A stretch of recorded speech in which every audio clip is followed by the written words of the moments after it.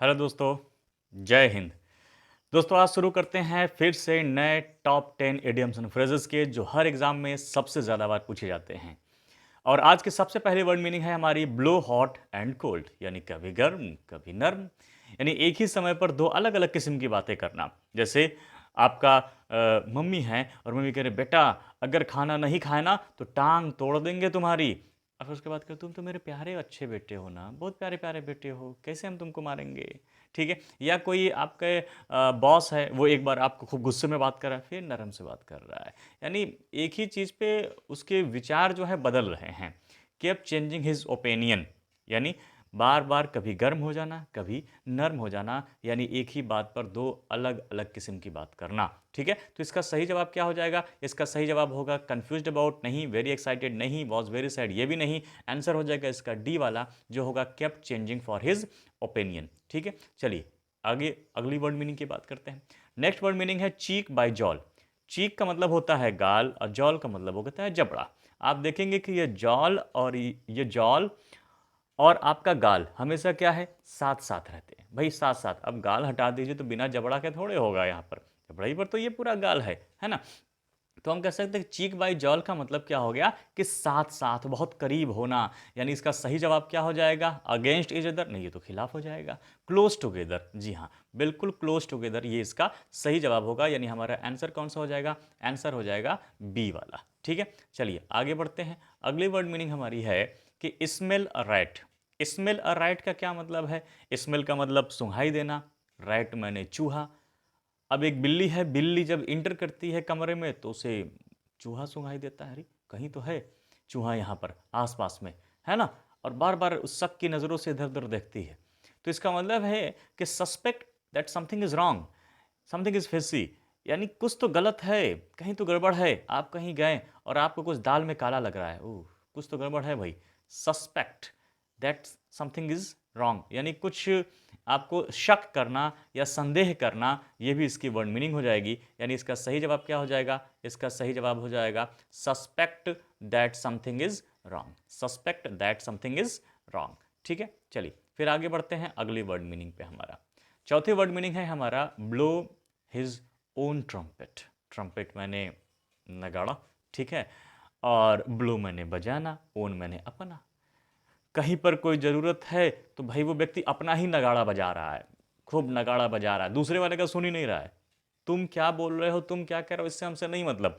नगाड़ा बजा बजा के बता रहा है मेरे जैसा कोई नहीं है, मेरे जैसी ज़मीन कोई के पास नहीं है, मैं जो कर दूंगा वो कोई नहीं कर पाएगा। तारीफ के पुल बांधे चले जा रहा है और नगाड़ा बजा बजा के सबको सुना रहा है अपनी तारीफ। तो एक तरीके से अपना नगाड़ा बजाना यानी अपनी तारीफ बतियाना। और इसका सही जवाब क्या हो जाएगा तारीफ का? क्या एब्यूजेज अदर होगा? नहीं। हरास होगा? बिल्कुल नहीं। Criticize himself? बिल्कुल नहीं, इसकी तो मतलब आलोचना करना हो जाता है। तो सही जवाब हमारा क्या होगा? बोस्ट। बोस्ट माने क्या होता है? तारीफ करना। ठीक है, बोस्ट माने तारीफ करना। इसी तरीके से अगले वर्ड मीनिंग के आते हैं। अगली वर्ड मीनिंग है एट सिक्सेस एंड सेवन्स। आप आए कोचिंग से, कॉलेज से, घर पे आते हैं और घर पे आने के बाद जो आपके कपड़े हैं, चीज़ें हैं, उसको यस सिक्सेस यस सेवेंस फेंकना शुरू कर देते हैं। कोई यहाँ गिरा, कोई वहाँ गिरा, इधर उधर फेंकते हैं। तो अगर इधर उधर फेंक रहे हैं तो इसका मतलब है कि आप चीज़ों को क्या कर रहे हैं? डिसऑर्डर में कर रहे हैं। यानी आप चीज़ों को इधर उधर जो है अव्यवस्थित कर रहे हैं। तो इन state of disorder and confusion, बहुत ही दुविधा की अवस्था या बहुत ही अव्यवस्थित अवस्था, इसको हम एट सिक्सेस एंड सेवन्स कहते हैं। हमें चीज़ें समझ में नहीं आ रही हैं। तो सही जवाब क्या हो जाएगा? इन स्टेट ऑफ डिसऑर्डर या कन्फ्यूजन इसका सही जवाब हो जाएगा। ठीक है। चलिए आगे बढ़ते हैं अगले वर्ड मीनिंग पर। अगला वर्ड मीनिंग है at daggers drawn. At daggers drawn का क्या मतलब होता है? डैगर्स माने होता है खंजर, है ना। खंजर निकाल रहे हैं आप। और ड्रॉन मतलब बार बार किसी से दुश्मनी है और बार बार क्या हो गया, लड़ाई होगी, निकालो खंजर, आज खत्म कर देंगे, है ना। साउथ की फिल्मों में देखे होंगे या फिल्मों में देखे होंगे, ये रेड्डी के बीच में लड़ाई हो रही है, बार बात में तलवार निकल जा रही है ना, दो परिवारों के बीच में। तो यहाँ पर क्या हो रहा है कि जब दो लोगों के बीच में गहरी दुश्मनी होगी तभी खंजर निकलेगा। यानी वेरी क्लोज या enemy to each other, dead या मैरिड। तो इसका सही जवाब क्या हो जाएगा? सही जवाब हो जाएगा एनिमी टू ईच अदर, यानी एक दूसरे का दुश्मन होना, ये इसका सही जवाब हो जाएगा। आगे बढ़ते हैं नेक्स्ट वर्ड मीनिंग पर। अगला है by hook or by crook. यानी कि हमें काम अपना करवाना है, चाहे घूस से करवाऊं चाहे घूसा से करवाऊं, चाहे किसी कीमत पे करना पड़े मुझे, साम दाम दंड भेद जो भी लगाना पड़े, हर युक्ति हर तरीके से मैं तैयार हूं, लेकिन बस मेरा काम होना चाहिए, चाहे जैसे किसी भी साधन से भी। उसको मारना पड़े मारेंगे, उसको पैसा देना पड़े पैसा देना पड़ेगा। तो इसका सही जवाब क्या होगा? इसका सही जवाब होगा by any means. By any means यानी किसी भी साधन से, किसी भी तरीके से इसका होगा। ठीक है, तो ये इसका सही जवाब हो जाएगा। आंसर कौन सा हो जाएगा? आंसर हो जाएगा बी वाला इसका सही जवाब। ठीक है, चलिए नेक्स्ट बढ़ते हैं हम लोग अगले वर्ड मीनिंग पर। In the long run. In the long run का क्या मतलब हो गया? यानी आप रन दौड़ रहे हैं, बहुत लंबी दौड़। आप अपने कंपटीशन की तैयारी के लिए काफ़ी लंबी दौड़ लड़े हैं, 2 साल हो गया, 3 साल हो गया, 5 साल हो गया, 7 साल हो गया, किसी किसी को हो जाता है ऐसे। लंबे समय से दौड़ रहा है, कोशिश कर रहा है, और दौड़ते दौड़ते फाइनली जहाँ पर है वो पहुँच जाएगा। यानी अंततः वह सफल होगा या अंततः कुछ होगा। तो इसका सही जवाब होगा अंततः, यानी एट लास्ट। अंततः यानी एट लास्ट इसका सही जवाब होगा। आगे बढ़ते हैं अगले वर्ड मीनिंग पर। अगला वर्ड मीनिंग हमारा है बाय फिट्स एंड स्टार्ट्स।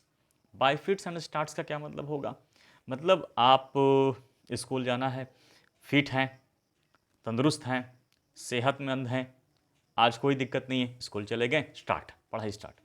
2 दिन के बाद फिर गायब, फिर उसके बाद फिर स्टार्ट, फिट हुए तो फिर स्टार्ट हो गया, फिर सेहत खराब हुई फिर गायब। तो इस तरीके से क्या आपकी पढ़ाई रेगुलरली हुई? नहीं, आप इरेगुलर हो गए। तो कोई भी काम जब अनियमित रूप से होता है तो हम कहते हैं बाय फिट्स एंड स्टार्ट्स। यानी हम फिट हुए तो स्टार्ट हो गए फिर रुक गए, फिट हुए तो स्टार्ट हुए फिर रुक गए। यानी क्या होगा? कंटिन्यूअसली? बिल्कुल नहीं। क्या इसका आंसर वेगोरसली होगा? बिल्कुल नहीं। क्या इसका आंसर हरिडली होगा? नहीं। क्या होगा? इरेगुलरली, अनियमित रूप से, है ना? क्या होगा? इरेगुलरली, अनियमित रूप से इसका सही जवाब होगा। लास्ट वर्ड मीनिंग है read between the lines. Read between the lines का मतलब क्या है? रीड मैंने पढ़ना, लेकिन आप लाइनों को नहीं पढ़ रहे हैं। आप लाइनों को नहीं पढ़ रहे हैं, उनके बीच के मतलब को पढ़ रहे हैं। इसका मतलब है कि आप एकदम ये समझ रहे हैं कि जो लिखा है, नहीं, इसके पीछे देखो क्या है, इसके पीछे की कहानी क्या है, जरूर कुछ अलग है, कुछ छिपा हुआ है इसमें, है ना? तो कुछ ऐसी चीज़ें होती हैं जिसमें हम जो है सामने हमको नहीं दिखाई देता है, उसके पीछे का अर्थ कुछ और होता है ना? जैसे हम कहते हैं आओ, और ये कहते हैं आओ आओ आओ आओ आओ। अब ये बता रहा है कि आने के बाद पिटाई होगी, इसके पीछे कुछ छिपा हुआ हिडन मीनिंग है। तो look for the hidden meaning, यानी कि आप क्या कर रहे हैं? आप हिडन मीनिंग को तलाश रहे हैं। तो ये क्या हो जाएगा? आपका हो जाएगा रीड बिटवीन द लाइन्स। ठीक है, तो ये 10 मीनिंग हमारी हो गई। क्यों ना एक बार हम अपने 10 मीनिंग को दोहरा ले। और हमने सबसे पहले क्या पढ़ा था blow hot and cold. Blow hot and cold का मतलब होता है, ब्लो हॉट एंड कोल्ड का मतलब होता है कि केप्ट चेंजिंग हिज ओपिनियन, यानी कि अपने विचारों को बदलना। चीक बाय जल का मतलब होता है क्लोज टुगेदर, यानी साथ साथ। स्मेल रैट का मतलब होता है संदेह करना। Suspect that something is wrong, यानी कि कि कुछ गलत है। ब्लो हिज ओन ट्रम्पेट का मतलब कि अपना ही नगाड़ा बजाना, यानी बोस्ट करना। एट सिक्सेज एंड सेवन्स का मतलब होता है इन स्टेट ऑफ डिसऑर्डर, यानी कन्फ्यूजन की अवस्था जो होती है। एट डैगर्स ड्रॉन का मतलब होता है एनिमी टू ईच अदर, यानी एक दूसरे से दुश्मनी। बाई हुक और क्रुक का मतलब होता है चाहे जैसे भी, बाई एनी मीन्स। और इन द लॉन्ग रन का मतलब होता है अंततः, यानी एट लास्ट। वहीं पर बाई फिट्स एंड स्टार्ट्स का मतलब होता है इरेगुलरली, यानी अनियमित रूप से। और रीड बिटवीन द लाइन्स का मतलब होता है look for the hidden meaning. ठीक है, तो इसी तरीके की जानकारी के लिए हम लोग के चैनल को, यानी आपके अपने चैनल अभ्यास लाइव को सब्सक्राइब करिए और वीडियो को ज़्यादा से ज़्यादा शेयर करिए। Thank you very much for watching.